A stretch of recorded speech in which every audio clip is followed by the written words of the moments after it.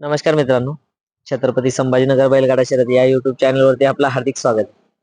आज आपण आलोय महाराष्ट्र केसरी हरण्या, ज्या हरण्याला छत्रपती संभाजीनगर एक्सप्रेस हरण्या 3331 या नावाने ओळखलं जातं. आपण आलोय आज त्या दावणीला.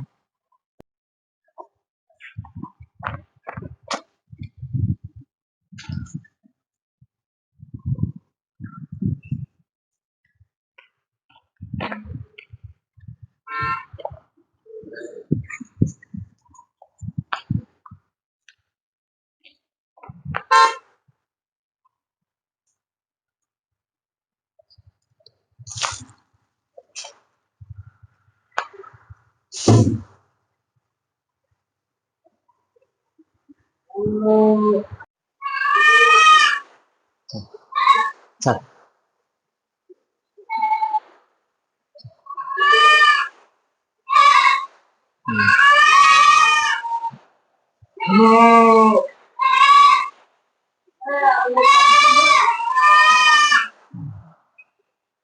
कुशेगाव बैलगाडा शर्यतीची पंढरी, कुशेगाव त्या मैदानाची आतुरता आहे. काय सांगता येईल त्या मैदानाबद्दल? आहे. आता ओळखीनंतर आहे ते 16 तारखेला डिक्लेअर केलं मैदान. हा पायरा झालेला आहे तिथला पण, हा आणि अपेक्षा आहे त्याच्याकडून गाडी गोलाला ठेवून म्हणून. हा पायरा पण गाडी साईडनं कडनं पण आली तर मार नाही खाणार अशी, पण आता बाकी नशिबाचा भाग. हा दोन्ही बैल पब्लिकची तर आहेच. हा शेवटी त्या मैदानात आजपर्यंत इतिहास मित्रांनो, ती त्या मैदानाची अशी खासियत की आजपर्यंत स्टार ज्याचे खरे आहे, आणि त्या मैदानात जो हिंद केसरी होतो तो पूर्ण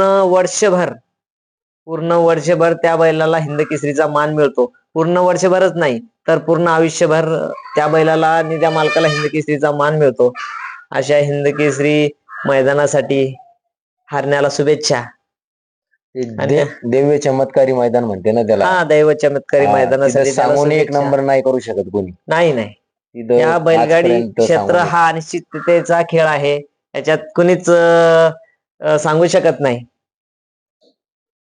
आणि सेवागिरी महाराजांचा ज्याच्यावर आशीर्वाद, त्याच्या अंगावर गुलाल पडणार तर काय पडणार. हा सेवागिरी महाराजांच्या आशीर्वादाने गुलाल नक्कीच मिळेल, अपेक्षा आहे आपल्याला. आणि अशीच तुम्हाला पुढच्या वाटचालीसाठी शुभेच्छा. तुमचा वेळ दिल्याबद्दल धन्यवाद. आणि गाड्या सुटल्या. सेमी बाणाला 4 सुटला हिंद केसरी वडकीकरांच्या मैदानातला, आणि 4थ्या कोण होतोय फायनलचा आणि गुलालाचा मानकरी.